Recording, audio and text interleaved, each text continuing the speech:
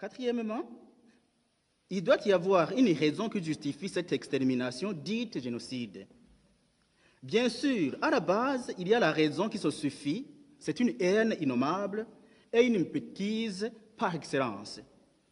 Pour le cas du Burundi, la raison n'est autre chose que la conservation du pouvoir entre les mains des Bahima. Les génocidaires burundais étaient des visionnaires. Ils savaient que c'était une question de temps et que le pouvoir reviendrait au peuple majoritaire. Au lieu de voir comment vivre en harmonie afin d'être protégés par cette même majorité, ils ont eu recours au génocide. Ils savaient que lorsque la démocratie d'un homme, une voix, s'appliquerait au Burundi, ils ne feraient pas long feu. Dans leur bassesse, ils se sont imaginés un plan macabre d'extermination des Bahutus afin d'arriver à l'équilibre présumé. En deuxième lieu, je vais parler du génocide. Après avoir défini ce que c'est le génocide, parlons comment une minorité a massacré un demi-million de la majorité. La réponse à cette question prend ses racines dans le passé lointain, précisément à la naissance du royaume du Burundi, ou Ingoma du Burundi, avec Ntare Ier, Rushatsi Tchambarantama, en 1420. Certains historiens disent que c'est en 1420, d'autres disent que c'est en 1530. Tout le monde s'accorde que Ntare Ier serait un Muhutu, intronisé par Mitimigamba pour unir le royaume divisé en triumvirat du royaume de Fumbije, de Jabre et de Ruhinda. Ce Muhutu de Tchambarantama, parachuté à la tête du royaume, a été phagocyté par de grands à la tête du royaume a été phagocyté par des grands et puissants clans de Batutsi, entre autres Abenengwe et Abanyakarama, qui donnaient des épouses au roi. Je n'ai pas très loin, nous en sommes au courant. J'arrive à la culture. La culture est en effet un bon sauf-conduit de tout ce qui se passe dans un territoire donné. L'aspect de la culture dont il est question dans ma communication est le chant traditionnel. En effet, l'imaginaire collectif a retenu ceci en chant. Burya yemwe hari bitumva ndayaga inasenge yaramubwiye ndayaga na nyinabo yararutaye ndayaga ngo ntuzoja kwabananga ndayaga ngo ntuzoja kwabananga ndayaga kwabanamba intambo yishe ndayaga. Avant de continuer, tout le monde est au courant que les gens qui jouaient à la sitar, d'où le nom de Abananga, c'était des Hutus. Donc, ce sont des filles Tutsi qu'on amenait dans une famille Hutu. On continue. Nonera baniyo yagiye ndayaga twagemuyira inturire nziza ndayaga inturire nziza yoza munda ndayaga duterekana kagwa nyako ndayaga kagwa nyako koza munda ndayaga bazimanye indugudugu ndayaga indugudugu iduga munda ndayaga batwongeye interetere ndayaga interetere itera munda ndayaga ngo abakobwa bini wacu ndayaga barateye ipasi munda ndayaga bamenyereye inturire nziza ndayaga inturire nziza yoza munda ndayaga bamenyereye akagwa nyako ndayaga kagwa nyako koza munda ndayaga. Ici aussi il faut souligner une chose.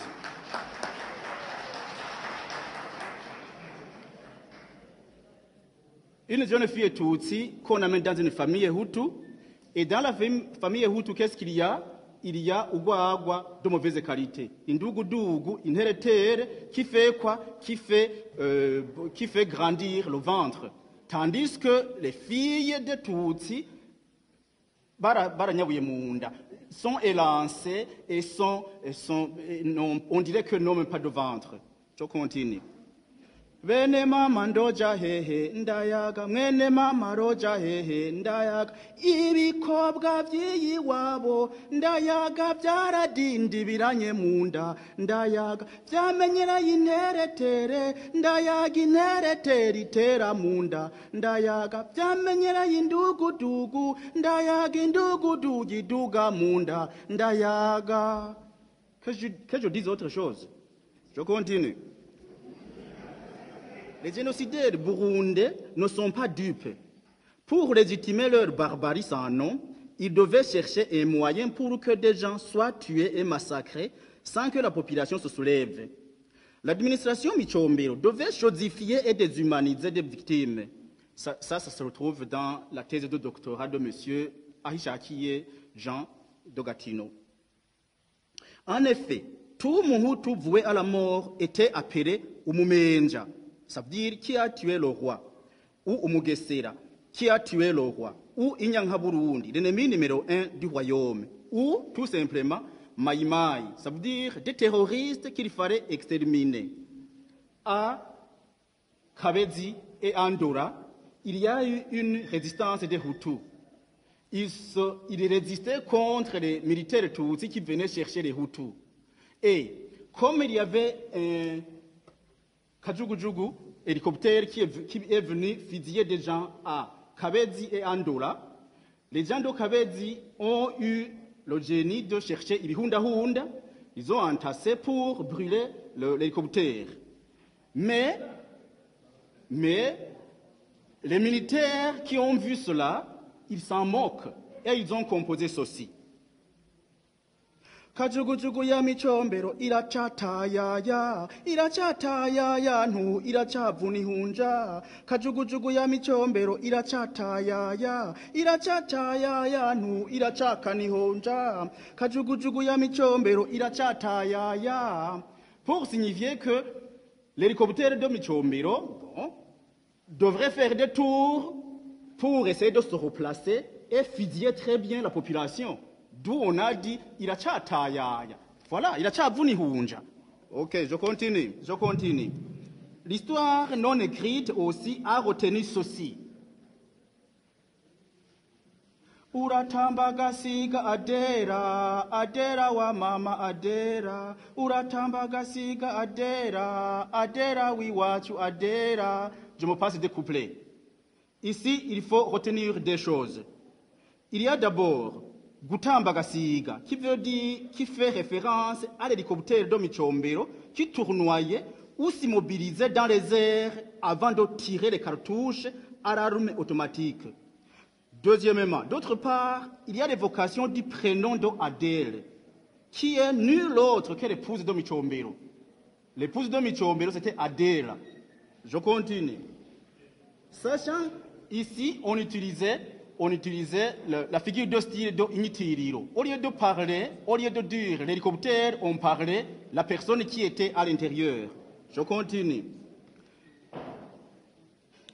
Lorsque les militaires avaient exécuté les Hutus, souvent ils violaient les veuves, et si la veuve était une Tutsi, c'était une calamité. Écoutez. Erumanurawe, erumanikimwe, agahuzu katabutse se mwana wa mama jenzo gashona, naraye ku rugo rw'umugabo, naraye kwa ndarugira byose nikubitira ishwegeri, yerumanurawe. Qu'est-ce que cela veut dire? Ce chant met en vedette un viol collectif d'une veuve. Cette veuve est ainsi violée par des bourreaux de son mari. En Kirundi on dit umugabo yiganje yica so agacura nyoko. Je ne me sens pas à l'aise d'aller plus loin, vous non plus.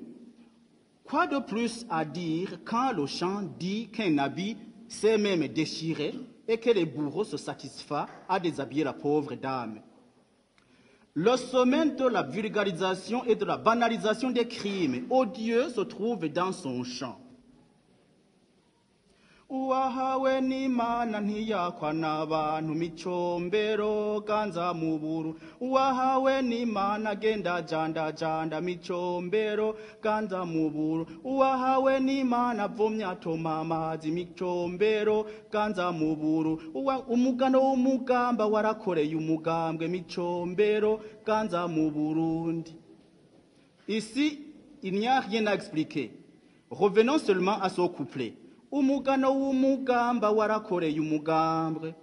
Selon les sources concordantes, lors du génocide de 72, Abahutu étaient massacrés de plusieurs manières. Les uns étaient fusillés, d'autres étaient tués par un coup de marteau sur la tête, les autres encore mouraient poignardés à la baïonnette, les autres étaient enterrés vivants, mais il y a aussi ceux à qui on faisait passer le bambou aiguisé au derrière jusqu'à ce qu'il arrive au sommet, jusqu'à ce qu'il arrive au cerveau. C'est ça. Umugano umugamba warakora umugambwe. Et nous chantions cela. En conclusion, je dirais que le génocide a bel et bien eu lieu au Burundi en 1972. Il est réel parce que tous les aspects classiques du génocide se vérifient un à un. Ces aspects sont la planification, l'exécution par des moyens et des personnes du gouvernement, l'identification des victimes et la gestion d'après-génocide. Il y a plusieurs manières d'aborder le génocide du Burundi. Moi, je me suis inspiré de l'imaginaire, de la culture, qui est souvent l'âme même du peuple. Par exemple, une personne qui étudierait la manière dont les mots ont été modifiés pour cacher la vérité serait un grand atout.